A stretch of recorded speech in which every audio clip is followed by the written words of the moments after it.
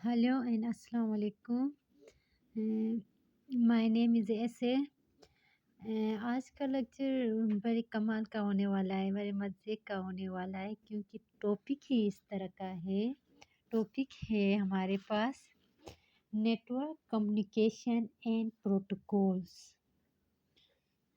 Network network communication communication and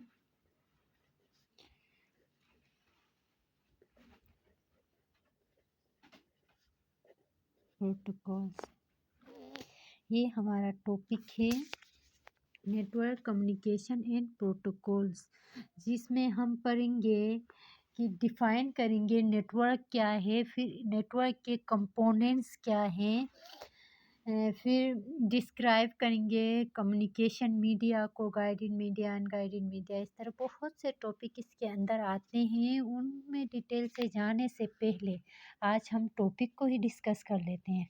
सही है। Topic है हमारे पास नेटवर्क एंड प्रोटोकॉल्स। नेटवर्क कहते हैं बच्चों, नेटवर्क तो सिंपल वर्ड्स में अगर हम कहें तो एक से ज़्यादा डिवाइस जब आपस में लिंक हो और इनके दरमियान एक कम्युनिकेशन हो तो इसे नेटवर्क कहा जाता है। एक से ज़्यादा।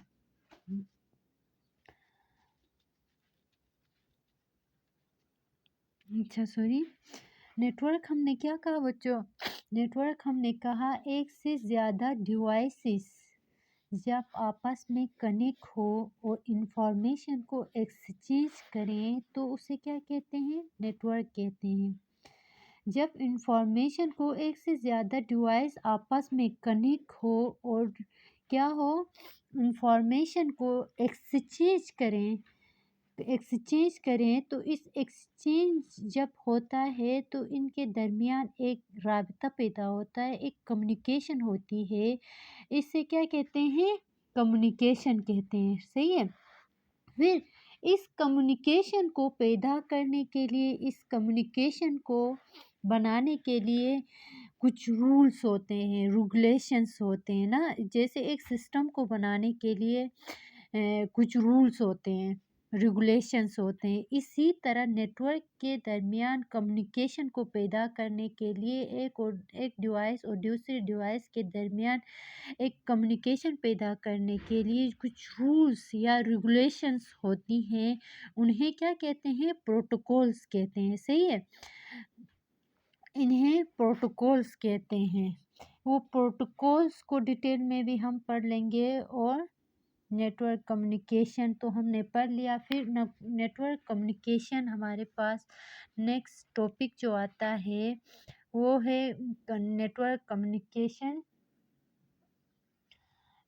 Network components. सही है। कम्युनिकेशन के लिए जो कंपोनेंट्स होते हैं वो कौन से हैं वो हम डिटेल में पढ़ लेंगे। या हम एक पहले क्वेश्चन बनाते हैं, क्वेश्चन बनाने के बाद उनके कंपोनेंट्स को डिफाइन करेंगे और डिटेल में उनके बारे में पढ़ लेंगे। सही है। क्वेश्चन हम किस तरह बना सकते हैं? Define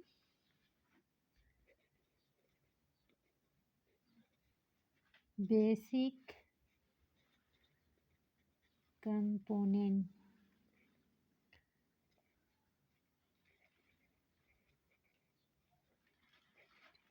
components define basic components of basic network components कह सकते हैं। नेटवर्क कंपोनेंट्स कह सकते हैं। सही है। तो नेटवर्क कंपोनेंट्स में हमारे पास कुछ इस तरह हो सकते हैं। नेटवर्क कंपोनेंट्स में सेंडर हो सकता है, नंबर 1 हमारे पास एक कंपोनेंट ना। और दूसरी तो हमारे पास मैसेज हो सकती है, होती है। और तीसरा हमारे पास मीडियम होगी। चौथा हमारे पास प्रोटोकॉल्स होंगे, और पांचवा हमारे पास रिसीवर होगा।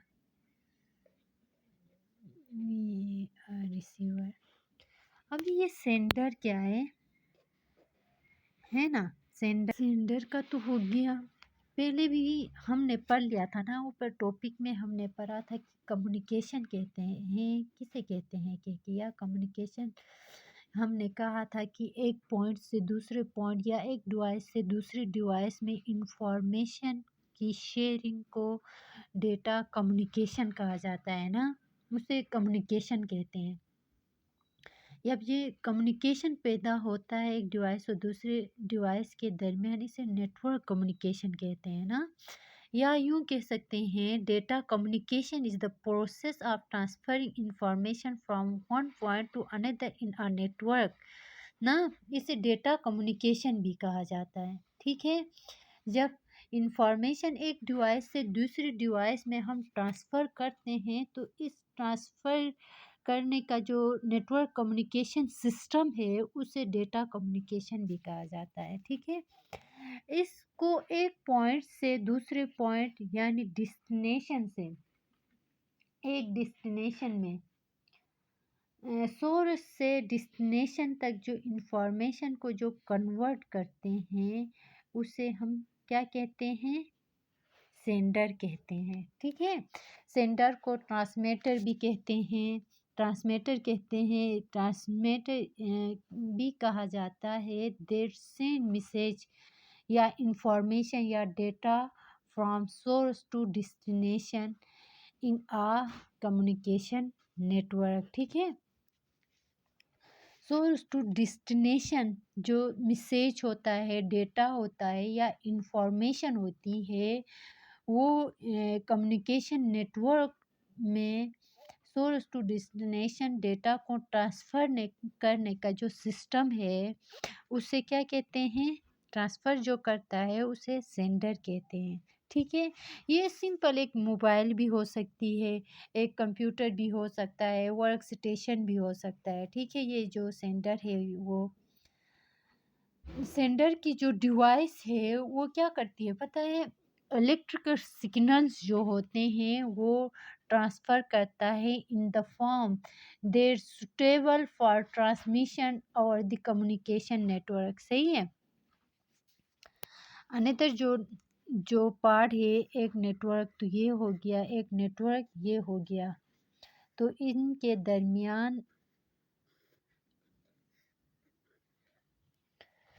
जब कम्युनिकेशन होती है सिग्नल्स को ये क्या करता है, सेंडर कन्वर्ट करता है इलेक्ट्रिकल सिग्नल्स को सुटेबल फॉर्म में कन्वर्ट करता है ताकि रिसीवर अपने सुटेबल फॉर्म में उसे रिसीव कर सके। सही है, ये हमारे पास सेंडर है। फिर मैसेज हमारे पास आती है। ठीक है, मैसेज हमारे पास आती है, सिंपल तो हम देखते हैं ना, जब एक डिवाइस से कुछ डेटा जो होता है वो सेंड करते हैं, ठीक है, डेटा या इंफॉर्मेशन ट्रांसमिट करते हैं ना उसे मैसेज कहते हैं। ठीक है, डेटा ये जो मैसेज है ना ये किस फॉर्म में हो सकती है, कि इमोजी की शक्ल में होती है, ज़्यादातर आज कल देखो तो व्हाट्सएप में इमोजीज यूज़ करते हैं, या टेक्स्ट की फॉर्म में, वॉइस की फॉर्म में, टेक्स्ट की ऑडियो की फॉर्म में, combine of audio and video हो सकता है ना। ये जो भी है ये हमारे पास क्या है, एक मैसेज कहलाती है ना, मैसेज कहलाती है। फिर मीडियम, ये मैसेज जिस पाथ में चला जाता है, एक पाथ, मीडियम कहते हैं पाथ को, जिस वे ये डेटा ट्रांसफ़र होता है ना उसे क्या कहते हैं, मीडियम कहा जाता है। सही है, मीडियम कहा जाता है। Medium is the path through which message transfer from source to destination, यूँ हम कह सकते हैं सिंपल। सही है, ये जो मीडियम है वायरलेस भी हो सकती है और भी हो सकती है, केबल के थ्रू, टेलीफ़ोन लाइन के थ्रू, केबल्स के, फाइबर ऑप्टिक्स के ज़रिए से बहुत सारे ज़रिए हो सकते हैं ना। देखो तो छोटा-सा एक नेटवर्क बनाते हैं हम, नेटवर्क बना के मोबाइल की केबल लगा के लैपटॉप में अपना डेटा शेयर करते हैं, थ्रू वायर करते हैं ना। लेकिन वायरलेस भी हमारे पास ये मीडियम हो सकती है, ठीक है? मीडियम वायरलेस भी हो सकता है। जैसे एक पिक्चर दूसरी मोबाइल में शेयर करना चाहते हैं तो आजकल ब्लूटूथ लैपटॉप्स में भी यूज़ हो रहे हैं ना। वो क्या करते हैं, ब्लूटूथ ऑन करके अपनी पिक्चर शेयर करते हैं। ये क्या हो गई, वायरलेस हो गई ना। इस तरह ये मीडियम हमारे पास वायरलेस भी हो सकती है, वायर्स के ज़रिए भी हो सकता है ना? और नेक्स्ट हमारे पास आ रहा है टॉपिक प्रोटोकॉल्स का, रूल्स और रेगुलेशंस ना, हमने पढ़ा था पहले ही। अब ये रूल्स और रेगुलेशन किस तरह के रूल्स होते हैं, किस तरह के रेगुलेशंस हो सकते हैं ना, सेट ऑफ रूल्स, ठीक है। विदाउट प्रोटोकॉल्स हम कह सकते हैं ना, इन प्रोटोकॉल्स के अलावा भी without set of rules devices आपस में कनेक्ट हो सकती हैं बच्चों। क्या है, एक डिवाइस दूसरे डिवाइस के साथ कनेक्ट हो सकती है, लेकिन इनके दरमियान कम्युनिकेशंस नहीं हो सकता, सही है। जैसे एक डिवाइस दूसरी डिवाइस के साथ कनेक्ट हो तो प्रोटोकॉल्स ना हो तो अफरा तफरी फैलेगी, पता नहीं क्या कुछ होगा ना। एक सिस्टम देखो तो स्कूल सिस्टम के अंदर हम देखते हैं तो कुछ रूल्स, फर्स्ट पीरियड ये होगा, सेकंड पीरियड ये, थर्ड पीरियड ये, फोर्थ पीरियड ये, फिर इनके सब्जेक्ट टीचर का नाम भी असाइन होता है। इस तरह के रूल्स होते हैं, इन रूल्स को फॉलो करते हैं तो एक सिस्टम चलता है ना। इसी तरीके से ही हमारे जब कम्युनिकेशन नेटवर्क की बात करें तो इनके दरमियान विदाउट प्रोटोकॉल्स कुछ भी नहीं होता, पता है। विदाउट प्रोटोकॉल्स अगर डिवाइसेस कनेक्ट हो तो आपस में कम्युनिकेशन नहीं हो सकता। एक प्रोटोकॉल्स को यूज़ करके ही डेटा एक डिवाइस से दूसरे डिवाइस में ट्रांसफ़र होता है, सही है। इसको डिटेल में क्या है, आईपी एड्रेसेस यूज़ होते हैं, टीसीपी आईपी प्रोटोकॉल्स यूज़ होते हैं, बहुत सारे प्रोटोकॉल्स होते हैं इसमें। ये आगे डिटेल में आप लोगों के इसमें है, अभी थोड़ा-सा बस इतना काफ़ी है इसमें, सही है। और इसके बाद रिसीवर हमारे पास है, पहले तो सेंडर हमने पढ़ लिया, ये सेंड करता है, डेटा ट्रांसफ़र करने वाले ना। और इस मैसेज आपस में आ जाती है मीडियम के थ्रू, थ्रू प्रोटोकॉल्स को यूज़ करके जब आ जाते हैं तो रिसीवर उस मैसेज को क्या करता है, रिसीव करता है। जो डिवाइस उस इंफॉर्मेशन को लेती है वो रिसीवर कहलाती है ना।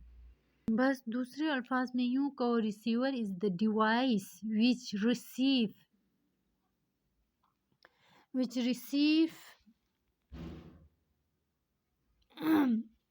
ट्रांसमिटेड मैसेज, सही है। बस इतना सा है। आज का टॉपिक मज़े का था, इससे आगे भी मज़े के टॉपिक्स आने वाले हैं, वो देख के पढ़ लेंगे, मज़ा आएगा इंशाल्लाह। अच्छा, अल्लाह हाफ़िज़।